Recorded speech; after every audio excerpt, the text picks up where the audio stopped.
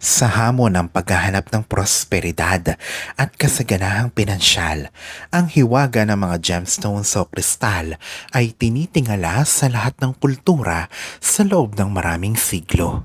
Ang mga batong ito ay pinaniniwalaang may tangan-tangan na enerhiya na nakakaimpluwensya sa iba't ibang aspeto ng ating buhay. Partikular na ang suwerte at kasaganahan.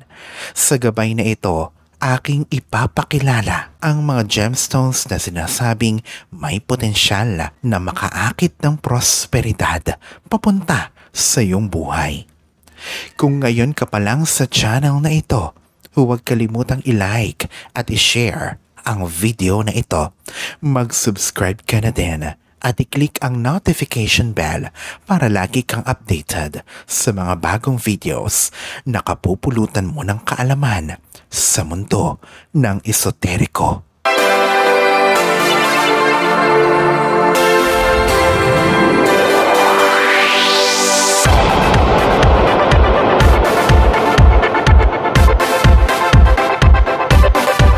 Aventurine, ang bato ng oportunidad.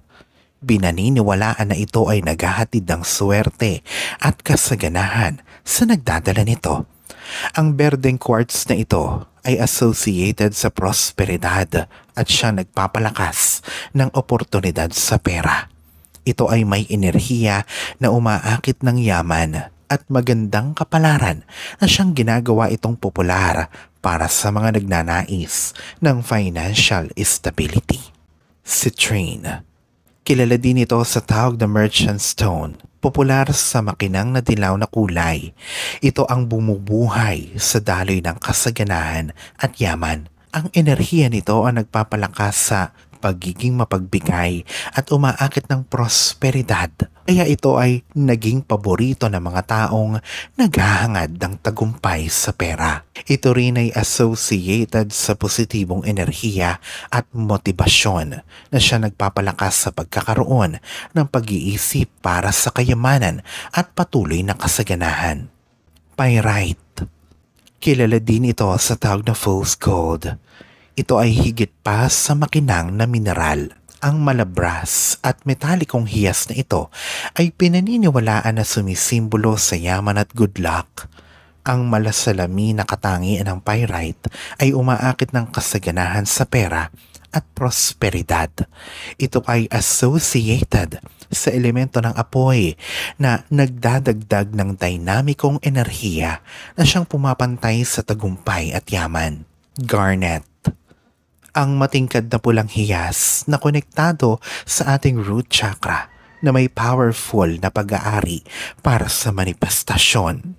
Kinikilala ito na bato ng manifestasyon na siyang nagbibigay sa isang tao ng kakayanan upang maging makatotohanan ang kanyang mga pangarap.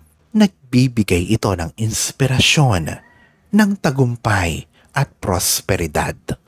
Tiger's Eye, ito ay may nakakahalinang ginintoang kulay na kilala na gemstone ng katapangan at abundance. Nagbibigay ito ng lakas ng loob at positibong pag-iisip na siyang mahalagang elemento para sa pag-akit ng kayamanan. Ang enerhiya nito ay sinasabing nakakatulong sa isang tao na malagpasan ang mga pagsubok sa buhay patungo sa kasaganahan. Kaya mahalaga ito sa mga naghahangad ng abundance sa kanilang buhay. Alalahanin na sa poong may kapal pa din, nagmumula ang lahat ng pagpapala, ang kasipagan at ang kabutihan sa ating kapwa kasabay ng buo mong pananalig sa may kapal.